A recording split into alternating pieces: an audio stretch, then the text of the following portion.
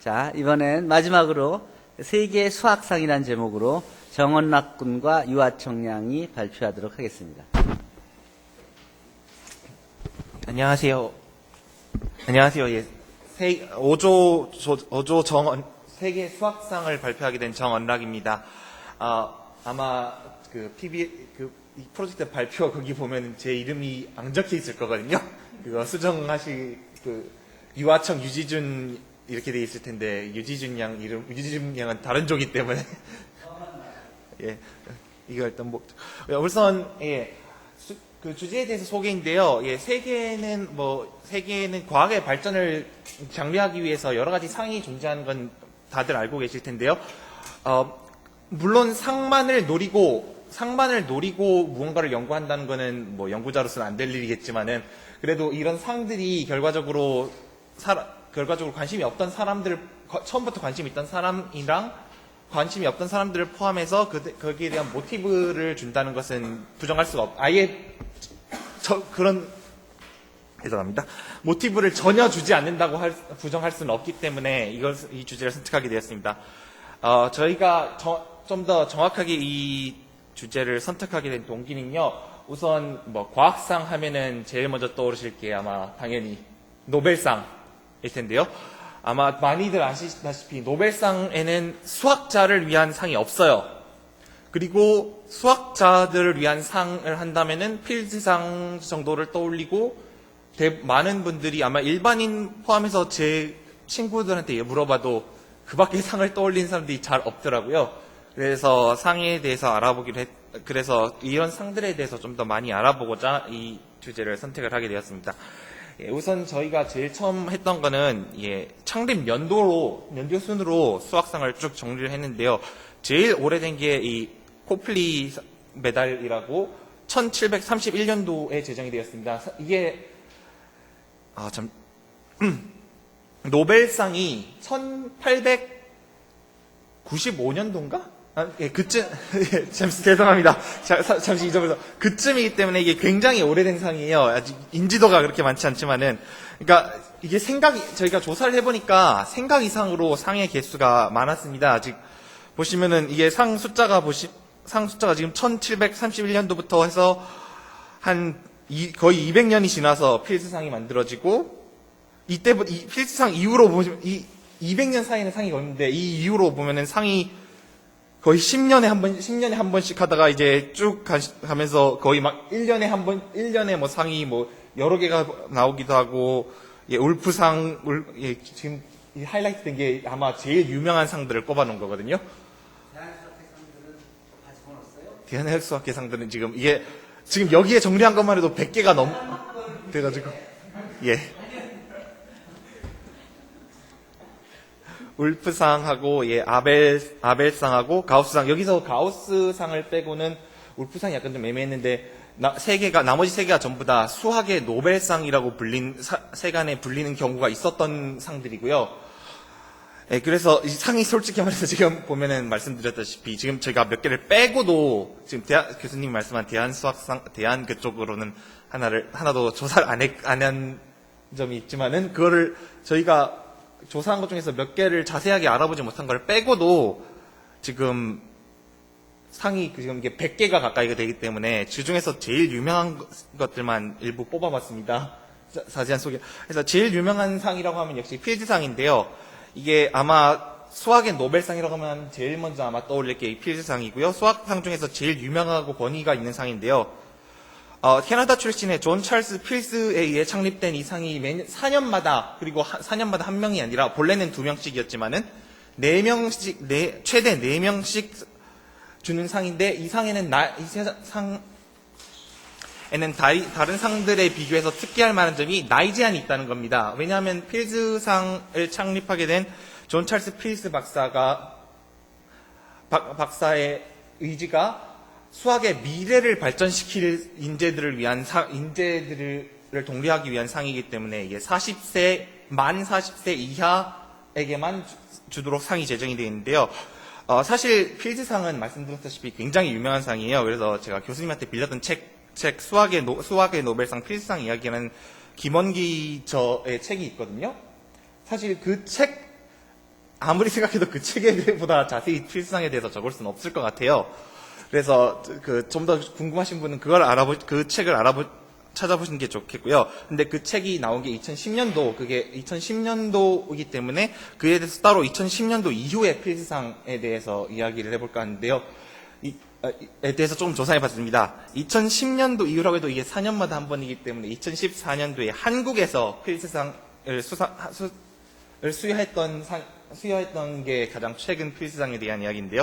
그때 수상자가 이렇게 네 분, 아바투르 아빌라, 만줄 바르가나, 마르틴 하이러, 마리암 미르자하니 이렇게 네 분입니다. 이 중에서도 아바투르 아빌라는 남미 최초로 대부분 필수상이 이제 프랑스, 미국 그런 쪽의 사람들이 많은데 아바투르 아빌라는 남미 최초의 브라질하고 프랑스 이중국적자이기 때문에 브라질 출신으로 최초의 수상자고 마리암 미르자하니가 최초의 여성 수상자예요. 또한 최초의 이란 수상자이기도 하고요. 그래서 이 부분에 대해 자세한 수상 내역은 제가 좀 뺐고요. 그리고 그 다음에 유명하게 아벨상을 뽑았는데요. 아벨상 또한 수학의 노벨상이라는 별명을 가지고 있습니다. 이 아벨상이 특이할 만한 점은 아벨상은 사실 지금 이게 2013년도에 제정이 됐지만은 그 전부터 이 아벨상을 만들자는 이야기가 있었어요. 제일 처음이 이제 노벨상이 만들어진 지 얼마 되지 않아서 1988년에 소프스 리라는 노르웨이 수학자가 제정을 하자는 이야기가 있었는데요. 왜냐하면 바로 이게 노벨상이란 불리는 이유 또 하나가 바로 노벨상의 영향을 받아서 노벨상의 수학상이 없다고 하기 때문에 만들자는 이야기가 있었으나 소프스 리가 너무 일찍은 아니지만 당신 나이를 생각하면 너무 일찍은 아니지만 이 계획을 시작한 지 1년도 안 돼서 죽으면서 무산이 되었고 3년 후에 스웨덴 노르웨이 연합왕국의 왕인 오스카르 2세가 또 다시 한번 관심을 가졌으나 이 스웨덴 노르웨이 연합이 깨지면서 노르웨이의 왕위에서 물러나게 되면서 다시 한번 무산이 되었습니다. 그리고 한참 세월이 흐른 후 이제 이미 필수상이라는 권위 있는 상이 제정이 되었으나 필수상은 아까 말씀드렸다시피 40대 제한이 있기 때문에 그런 제한이 없이 또한 상금이 노벨상에 비해서 굉장히 적었기 때문에 노벨상과 맞먹는 상을 만들자 해서 다시 한번 노르웨이에서 만든 것이 아벨상입니다. 아벨상 같은 경우는 이제 1년 필수상과 다르게 거의 매년 수상자를 내는데요. 지금 여기에 아까 말씀드렸다시피 필수상과의 가장 큰 차이점이라면 역시 나이 제한입니다. 필수상은 40세 미만의 수학자들에게만 주지만 아벨상은 수학자 일생에 걸친 업적을 전부 따지기 때문에 이 수상할 당시의 나이를 쭉 보시면은 이게 굉장히 높아요. 최연소 수상자가 67세 때이고 작년 수상자가 91세 때입니다. 2015년도에. 그래서 평균 나이가 78.9세로 당장 필수상이 40세 이하인 걸 생각하면 거의 2배, 평균 나이만 해도 필수상 최대 관련의 2배가 된다는 걸 알 수 있습니다. 특히 이 수상자 중에서 존 포브스 내시 박사는 아까도 잠깐 거론이 됐었지만은 영화 뷰티풀 마인드의 모델이 된 걸로 유명한데요. 안타깝게도 존 내시 박사는 이 상을 받고 귀국하는 도중에 교통사고로 돌아가셨다고 합니다. 상 받고 단 4일 만에. 그 다음에 나온 것이 울프상인데요. 이 저희가 자세히, 죄송합니다. 울프상인데요. 정확히 말하면 울프 수학상인데요. 울프상은 이 6가지 부문, 물리, 의학, 수학 등 6가지 부문에서 나눠진 상인데 이 상이 특이한 점은 아까 필수상하고 이 아벨상은 주도권이라고 할까 재정 주도권이 약간 미국이나 유럽 쪽으로 되어 있는데요. 울프상 같은 경우는 잠시만요. 죄송합니다. 안 적어놨네요. 이란 쪽에서 리카르도 울프 박사가 재단을 설립하면서 만들었던 상인데요. 이 상은 인종, 피부색, 그러니까 다시 말해서 인간이라는 걸 빼면은 아무런 차별 없이 과학에 기여한 사람들에게 증여하기 위해서 만들어진 상입니다. 이 상은 이 상 또한 거의 매년 수여하기 때문에 매년 수여하고 아벨상보다 연도가 좀 더 일찍 제정되었기 때문에 굉장히 상당히 수상자가 많아요. 예. 그리고 넘어가서 수학과 관련된, 그 밖에 수학과 관련된 약간 좀 더, 이렇게 제일 유명한, 저 세 상이 아마 아까 가우스상을 제가 빼버렸습니다만, 제일 유명한 상은 요 세 상이라고 할 수 있겠고요. 수학과 관련된 조금 특이한 상이 있는데요. 펠릭스 체이스 상이라는 상이 있더라고요. 이 상은 바로, 수학 암석학이라고 해서 그냥 순수 수학이 아니라 수학 암석학이라는 좀 특이한 학문에 기한 사람들에게 주는 상이고요. 이그 노벨상은 캠퍼스도 잠깐 얘기했지만 사실 제대로 된 상은 아니고 약간 좀 굉장히 특이한 상을 위해서인데 이걸 원래 빼려고 했습니다만 이야기한 게 이거에서 오히려 아이디어를 받은 중국 이게 크지 않은 상이라서 중국어 말고는 거의 정보가 없었는데 파인애플 과학상이라고 해서 굉장히 특이하면서 때론 엉뚱해 보이지만 다른 각도에서 보면 굉장히 유용하게 보일 수 있는 연구에 대해서 주는 파인애플 과학상 같은 마이너한 상이 따로 있었습니다.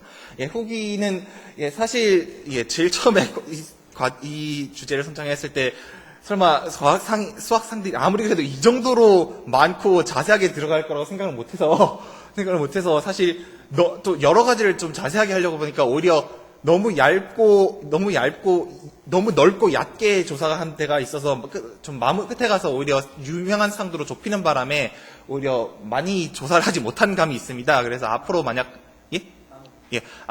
다시 한번 이걸 할 기회가 있으면 좀 더 확실하게 요런 상을 중심으로 하자고 목표를 잡고 좀 더 자세하게 알아보고자 하는 아쉬움이 있었습니다. 감사합니다. 수고했어요.